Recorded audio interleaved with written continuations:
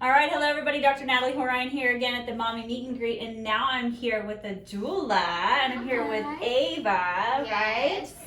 Or I'm saying it right. Some people might be Ava, right? Ava, okay. So I'm here with Ava, who's a doula, and we need to just delineate the difference between what kind of doula that you are, and then you could talk about the extensiveness of like what people think they are, especially in a hospital setting. People are like, oh yeah, I had a doula. But there's very much a relationship building experience with a doula, right? So let's go into that. What is a doula? Okay, so a doula is somebody who supports you throughout your pregnancy, your birth, and postpartum in some cases. So I'm actually a birth and a postpartum doula. And yeah, you really are just with families through it all. So we provide informational, emotional, and physical support. So we typically meet with clients before they actually have their babies to talk through things like comfort measures and birth preferences, and just kind of explain what labor is going to be like, see how we'll interact as well as how you might interact with other support people, whether that's your partner or your mom or whoever else is with you. And then when you go into labor, we get to come and hang out with you through the whole process, get to watch your baby be born, facilitate initial breastfeeding, and just make sure that you guys are all good to go before we head out. And then most doulas check in a couple times after their babies are born. And then I'm super lucky because I get to work with families, excuse me, postpartum for extended periods of time. So I will see clients on a weekly basis or maybe a few times a week for a couple of hours to help with anything that kind of needs to be done. So it might be household things like making sure like that laundry everything is tidy and laundry and that, as well as just all the questions that you have when you have a newborn, whether you're breastfeeding your baby or bottle feeding, they're still gonna have questions about diapering. Oh yes, all day, every day. As well as like, what is mom eating? Are you getting what you need to best support your body in your postpartum recovery? All sorts of fun things. We really just kind of come in and mold to whatever needs to be done. Right. So it's very much a relationship. So it's like, when is the best time for a mom to look for a doula? Ooh, that's a really good question. Most of my clients come on somewhere in the second trimester, and I start seeing them. Which is 13 to 27 weeks. Yes, thank you. And I try and have our first prenatal by around 28 weeks.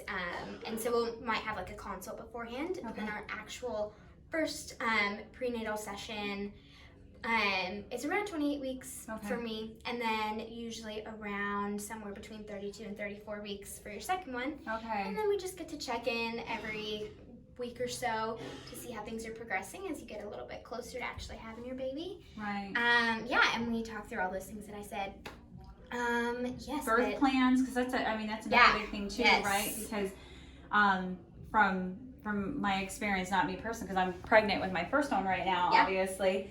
But I know that doulas, you can even come in earlier though, because like to start giving some like maybe some reading, like maybe some books that would be really good and like informational. My lending library is extensive. And so that way, moms and partners can start reading, and so that's a big thing I really found that like from the beginning that doulas are extremely helpful for, because you're starting to open up both of their minds. And you're having so many conversations. It's not just about the relationship that you have with mom, it's about the relationship you have with their partner as well.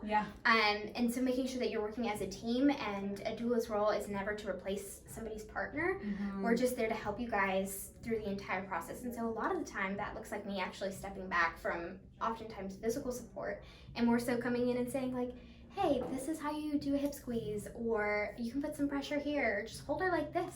And then you really get that oxytocin going, because they're going to get that from their partner, not from me.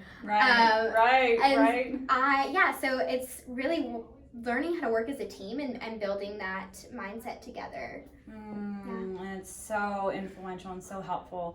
So it keeps people on the same page too.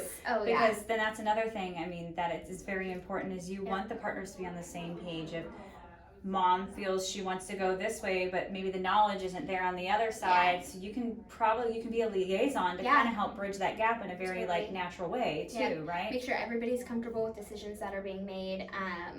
And even when you actually are in labor, sometimes things get really overwhelming. All the things that you thought you learned might go out the window. Sometimes that happens. It's just having somebody there to be like, hey, remember this? Like, this is what we talked about, to spark those little things and really come back to those conversations that we probably already had and kind of talk through and be like, hey, this is what we said. Is this what you want to stick with? We can always change. We can pivot as needed, but this is kind of what we said we were going to do. Is this what you want to stick with? Right. And then as you get closer and closer to delivery, there's a lot of things like with when you have initial newborn care, all you want to do is sit there and cuddle your newborn as you should. But if you want something like delayed cord clamping, sometimes those things, you don't think about it. Yeah, you're holding your baby, which is awesome, but just having another person there to say like, oh hey, don't forget, this is what they want, and make sure that they're following through with parents' wishes can be a huge deal. With the birth plan. Yes. And so you can help them formulate a birth plan too, right? Totally. Yep. Which is so crucial, even if not everything goes as planned, but still go in because you can manifest and create that, dream on it, visualize on it, right? Totally. And so you can be that liaison, so that way they realize their options. Yes. Inform, and then they can come up with a birth plan on both sides, and then be that emotional support, because it's another big thing that I realized. So as a doula, you can't deliver a baby. That's where the midwives come in. Yeah, that was one thing we were going to say. Yeah. The kind of big difference between the scope of a doula and what you might see with a midwife is that doulas are non-medical professionals. So we work hand in hand with your care team, whether that at a home birth is your midwives and their assistants, or in a hospital setting or birth center with your nurses and your care provider, whoever that is. We kind of work collaboratively. It's great to get to be able to pop out in the hall with a nurse and be like, hey, what are you seeing? Because this is what I'm seeing, and have that conversation, say, all right, let's go back in with a plan. So you're not overwhelming them with information, but getting to work that collaborative way with your care team is the best, because it's, we want baby in an optimal position, and we want labor to progress quickly so that you get to meet your baby soon. And getting to work with a whole team of people that understands that everyone has their role. Just understanding where you fit. And they really play an emotional support role. Oh yeah. Because as the midwives, like, they're the ones to like deliver the baby, catch the baby, and like perform all the like the medical related or natural, whether it's naturally or whatever it is. Whereas then, so they don't necessarily have the ability to be able to be that emotional support. Like, obviously they're going to be loving and everything, but you are really able to be there to be that emotional support and reminder while they're doing their job, you're doing your role. Yeah. It's just, there's something comforting about having somebody sitting right there with you being like, hey, this is what's happening. Because even in a hospital setting, when you're working with nurses, they may not be able to explain everything that they're doing to you as they're doing it, but having somebody there to be like, hey, this is what's happening, this is normal, this is what you might be about to experience, and walk you through that and assure you that you're doing great is huge. And then, just having somebody there to be with you in the ups and downs. When you think that you can't do it, have somebody who's like, no, trust me, you got this. I've seen it done many times before, and I know that you can do this. And really being able to let your care team do what they need to do medically to make sure that you and your baby are both safe and healthy. And just get to hang out.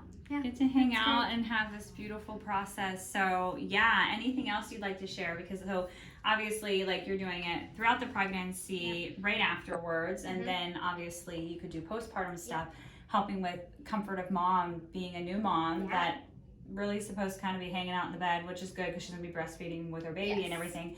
But it could even be like, there's the postpartum doulas, like you said, that are there to help out. Like, it might be doing laundry, it might be doing dishes, it might be like, hey, do you have someone like prepare food for you? Like these little things, it's like, ask for help quickly. It adds up. And so it's like, if you don't have family members or friends or anybody nearby, there are doulas that are absolutely here that, like, that's what they do, is they're there to help you once you have that baby to keep everything moving forward. So it's not like you feel neglected, like, after you've had the baby and like, I'm stuck. What do I do? What can I do to help you be your most successful parent And that's always the goal is, you know, we can't expect two people to do everything. Yeah.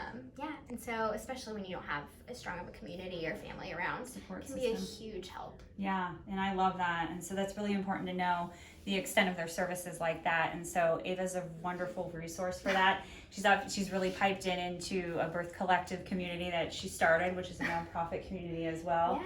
Yeah. So definitely a wealth of information. How can they find you? How can people find you? You can find me on all the social platforms at Women Wellness, or on my website, womenwellnessbirth.com. Yeah.